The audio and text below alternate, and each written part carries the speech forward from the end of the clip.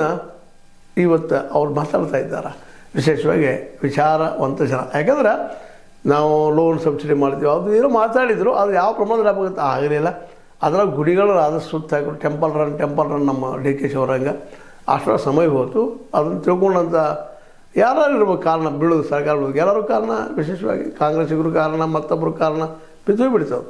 ಆದರೆ ಈ ಸಲ ಹಂಗಾಗದಂಗೆ ಆಗಬೇಕಾಗಿತ್ತು. ಸಪೋಸ್ ಏನೋ ಆರಿಸಿ ಬಂದರೆ ಈಗ ಮೊದಲು ಪ್ಲ್ಯಾನ್ ಇರಬೇಕು ಇವ್ರಿಗೆ, JDS ಅವ್ರಿಗೆ ಏನೋ ಇಲ್ಲೇ ರೈತರಿಗೆ ಅವ್ರು ಮಾರ್ಕೆಟ್ ಮಾಡಿಕೊಡುವಂಥದ್ದು, ಪ್ರತಿ ಹಳ್ಳಿಗೆ ಗೋಡೌನ್ ಮಾಡಿಕೊಡುವಂಥದ್ದು, ಶಿಕ್ಷಣಕ್ಕೆ 15-20% ನಮ್ಮ ಕನ್ನಡಿಗರಿಗೆ ರಿಸರ್ವೇಷನ್ ಇಡುವಂಥ ದುಡ್ಡಿನ ಖರ್ಚು ಮಾಡೋಕೆ ಬಜೆಟ್ದಲ್ಲೇ ಇಂಥ ಒಳ್ಳೊಳ್ಳೆ ಯೋಜನೆಗಳನ್ನ ಇಟ್ಕೊಂಡು ಹಿಂದೆ ಪ್ರಕಟಣೆ ಮಾಡಿದರು. ನಮಗೆ ನೀವು ಮೆಜಾರಿಟಿ ಇಷ್ಟೆಲ್ಲ ಮಾಡಿದ್ರು ಅಂತೇಳಿ ಅವರು ರತ್ನಗಳು ಅಂತೇಳಿ ಮಾಡಿದರು. ಅದು ಈ ಸಲ ಕಾರ್ಯರೂಪತರುವಂಥ ಕೆಲಸವನ್ನು ಮಾಡಿ ಆ ದಿಶೆಯಲ್ಲಿ ಹೋದರೆ ನಿಶ್ಚಿತವಾಗಿ ಒಂದು ಪ್ರಾದೇಶಿಕ ಪಕ್ಷ ಅಲ್ಲಿ ಯಶಸ್ವಿಯಾಗುವ ಸಾಧ್ಯತೆಗಳಿದ್ದಾವೆ.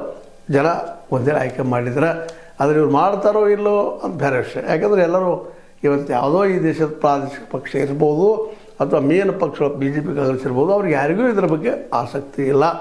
ಅದರಲ್ಲೂ ನಮ್ಮ MS ಸ್ವಾಮಿನಾಥನ್ ಆಯೋಗದ ರೀತಿಯಲ್ಲಿ C2+2 ಅಂತೇನು ಹೇಳ್ತಾರೆ ಅವರು, ಅದು ಅಂದ್ರೆ ಬೆಳೆದ ಬೆಳೆಗೆ ಏನಪ್ಪ ಅಂತಂದ್ರೆ ಖರ್ಚಾಗಿದ್ದಕ್ಕೆ 50% ಹಾಕಿ ಕೊಡಬೇಕು ಅನ್ನುವಂಥ ರೈತರಿಗೆ.